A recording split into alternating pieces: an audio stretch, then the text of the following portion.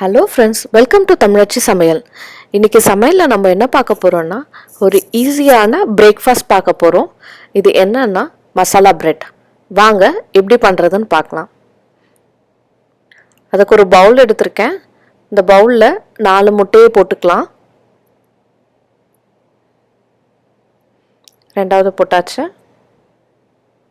இப்போ மூணாவது,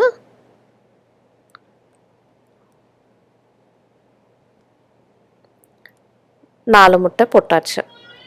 இது கூடயே ஒரு 2 துண்டு பச்சை மிளகாய் சேர்த்துக்கிறேன். கொஞ்சமாக கொத்தமல்லி,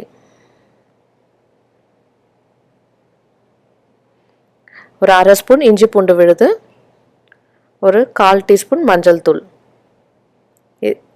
தேவையான அளவு உப்பு, அப்புறமா கொஞ்சமாக க்ரஷ் பண்ண பெப்பர் எல்லாம் சேர்த்து நல்லா கலந்து விட்டுக்கலாம். ஒரு விஸ்கை வச்சு நல்லா மிக்ஸ் பண்ணிக்கலாம்.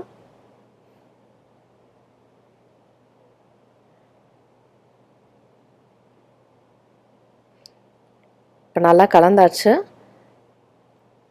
கலந்ததுக்கப்புறமா ஒரு 1/2 கப்பு பால் இதில் சேர்த்துக்கலாம். பால் சேர்த்தோன்னா இன்னும் நல்லா ஃப்ளேவர் கொடுக்கும். அதனால தான், உங்களுக்கு வேணும்னா சேர்த்துக்கலாம், வேண்டான்னா விட்டுருங்க. பால் வந்து ஆப்ஷனல் தான். இதையும் சேர்த்து நல்லா அடிச்சிக்கலாம். எல்லாத்தையும் ஒன்றா கலந்து மிக்ஸ் பண்ணிக்கணும். நல்லா அடித்தாச்சு. ஒரு தவா வச்சுருக்கேன். தவாவில் கொஞ்சமாக எண்ணெய் ஊற்றிக்கிறேன். எண்ணெய் ஊற்றிட்டு எல்லா பக்கமும் ஸ்ப்ரெட் ஆகிற மாதிரி எண்ணெயை தேய்ச்சிக்கலாம் தவாவில்.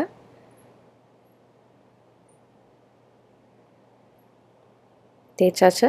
இப்போ நான் ப்ரெட்டை வந்து சைடில் இருக்கிறதெல்லாம் கட் பண்ணிவிட்டு நடுவுலையும் ஒரு கோடு போட்டிருக்கேன். ஒரு ட்ரையாங்கிள் ஷேப்பில் எடுத்திருக்கேன் நான் ப்ரெட்டை.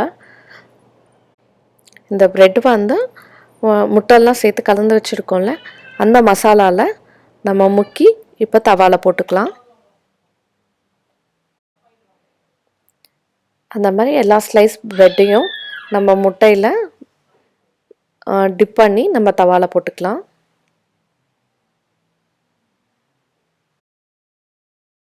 இன்னொரு சைடும் நம்ம ஆயில் அப்ளை பண்ணிக்கலாம்.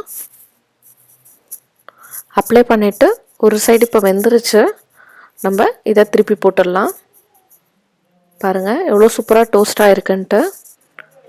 ரொம்ப சாஃப்டாக இருக்குது.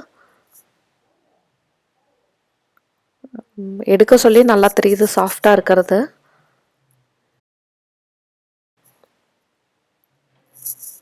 ஒரு சைடு நல்லா டோஸ்ட் ஆகிடுச்சு. இப்போ அடுத்த சைடு வேக வச்சுக்கலாம். நம்ம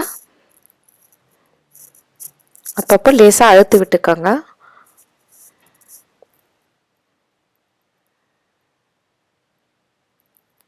பாருங்கள், இந்த சைடும் சூப்பராக டோஸ்ட் ஆகிடுச்சு.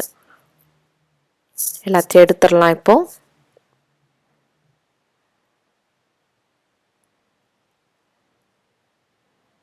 அதே மாதிரி நம்ம பிரெட் ஸ்லைஸை வந்து டிப் பண்ணி இதில் போட்டுக்கலாம். அவ்வளோதான், ரெடி ஆகிடுச்சு.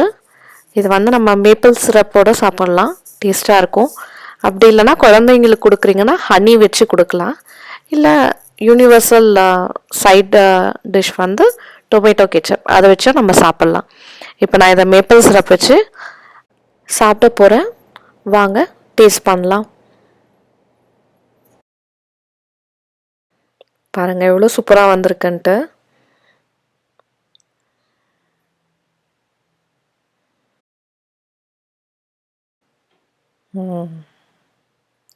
ரொம்ப சூப்பராக வந்திருக்கு.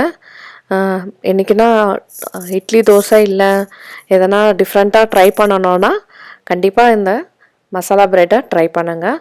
இந்த வீடியோ பிடிச்சிருந்தா என் சேனலில் லைக் பண்ணுங்கள், ஷேர் பண்ணுங்கள், மறக்காமல் சப்ஸ்கிரைப் பண்ணுங்கள். தேங்க்ஸ்.